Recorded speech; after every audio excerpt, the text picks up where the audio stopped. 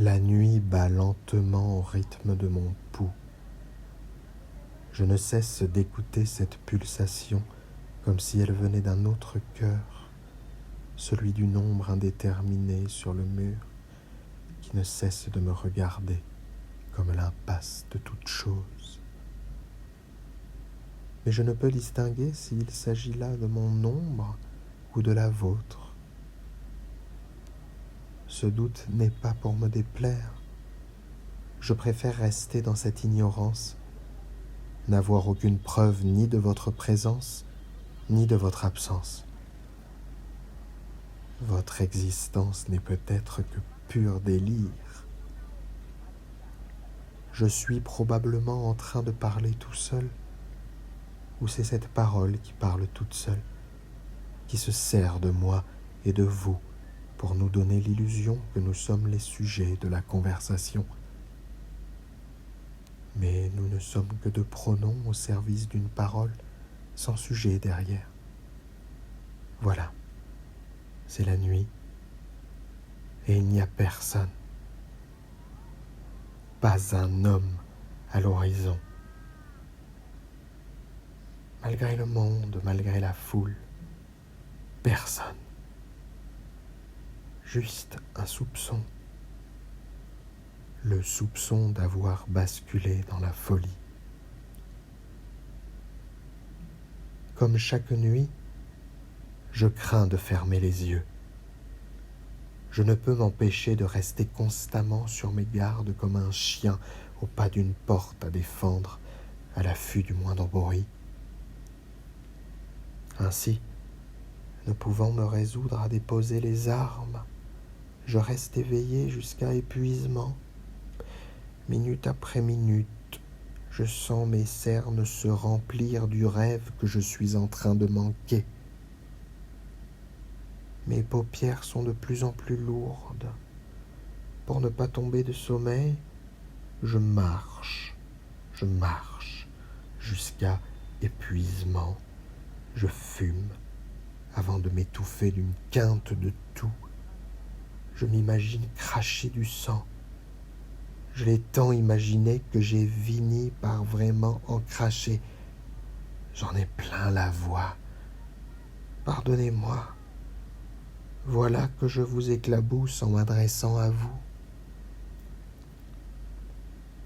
Je subis la traversée des heures de plus en plus vides, des heures au cœur desquelles ma pensée peu à peu s'évapore, laissant place au vertige d'une attente qui n'attend rien de l'air qu'elle respire, l'air d'un silence passant aux aveux, qui au moment même où je vous écris, pénètre dans la tête, sur le ciel, la nuit, les immeubles, les fenêtres sans lumière, où je crois apercevoir, au beau milieu du sommeil noir des locataires, votre absence encore debout, qui sans me faire de signe, me regarde droit dans les yeux, comme pour m'arracher à la seconde d'inattention, où je suis devenu bien malgré moi, témoin de la mort d'une idée jetée dans la pénombre. Je me souviens maintenant, je me souviens du fragile équilibre entre mon désir de vertige et ma peur de tomber. J'entends encore l'hilarité de mon souffle et mon cœur tapant fort, fort contre ma poitrine comme à une porte condamnée. Ne pouvant soutenir votre regard, j'avoue avoir fait semblant de ne pas vous avoir vu, et pour vous provoquer, je me souviens m'être penché. Oui, m'être penché à la fenêtre, fixant le contour à la craie blanche de mon corps sur la chaussée.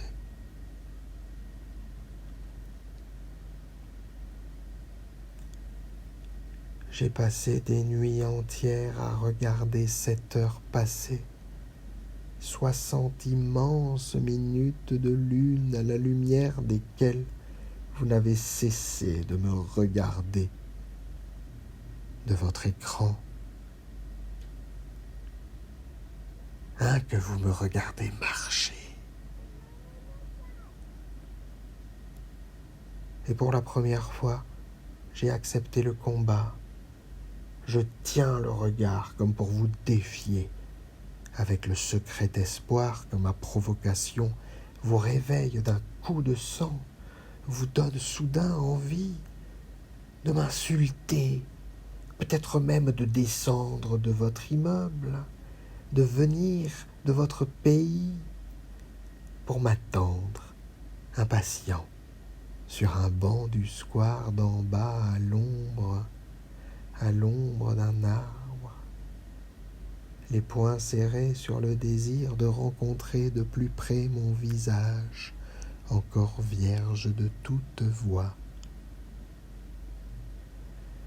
Oui, je vous l'avoue, j'attends de vous que vous me défiguriez, que la virginité de notre rencontre soit souillée de mon sang, bleuie d'une pluie de coups, les vôtres, parce que ce silence entre nous ne peut que mal tourner.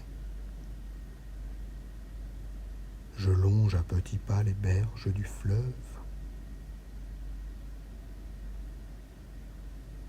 Je me faufile dans la ville. Mon reflet marche à l'envers. Ma journée ouverte sur rien, sans emploi du temps aucun, finit là. Je continue d'avancer sans savoir où, errance aveugle à la recherche de sa vue, de son point de chute.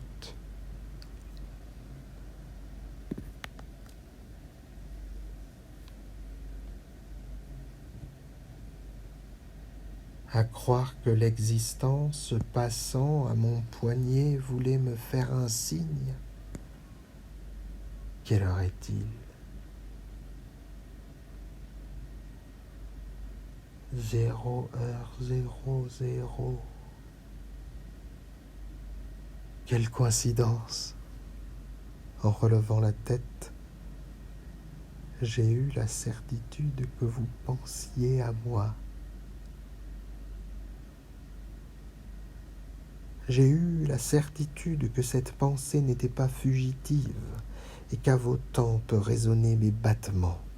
C'était mon sang, c'était mon flux filant, toutes les turbulences et les bouillonnements. Ainsi, vous pensiez peut-être que je vous parlais, malgré ces jours de silence. Je ne pouvais que me taire. Ces jours, c'était un corps tassé dans un angle. C'était une plaie indolore. Je sentais la peau enflée, le suintement. Je sentais la crevasse s'étendre avec mes mouvements. Je savais que j'aurais dû avoir mal, mais rien que ma main comptant les secondes sur cette plaie. Je me taisais, j'attendais une sensation, n'importe quoi, de la peine ou une brûlure. J'attendais d'avoir autre chose qu'un jour décoloré à vous offrir. Je savais que vous ne viendrez plus.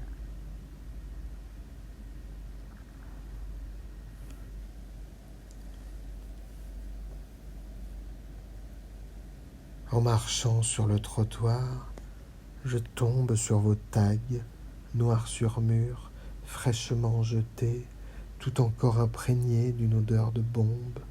Pas de doute, ils me sont adressés. À qui d'autre ? Nous ne sommes que deux sur cette route sombre, sombre à ne jamais vous avoir vu, à peine aperçue, ombre fuyante et incertaine, fictive, qui m'accompagne comme un esprit, un ami imaginaire parfois aimé, souvent haï. Mais ce graffiti est bien la preuve tangible que vous avez un corps de sang et d'os, et l'âme qui va avec pour le rendre malade. Oui, vous existez à quelques heures des miennes, un décalage horaire. Voilà ce qui nous sépare, voilà ce qui préserve l'intime réalité de chacun de nous. Ne nous le cachons plus, nous sommes du même monde, certes, mais en retard l'un sur l'autre. Les heures de vos jours sont celles de mes nuits, ma lune est votre soleil. À quoi bon nous chercher? Nous sommes depuis le début de ces vidéos-écritures condamnés à nous manquer. Comment pourrions-nous faire se croiser deux vies parallèles, en laissant derrière nous les traces de quelques mots sur notre passage? Les murs peuvent-ils devenir les pages d'une correspondance de quelques tags se répondant les uns aux autres, comme de paroles crachées par des bombes de peinture bon marché, bonnes à vandaliser l'espace même de notre mutisme?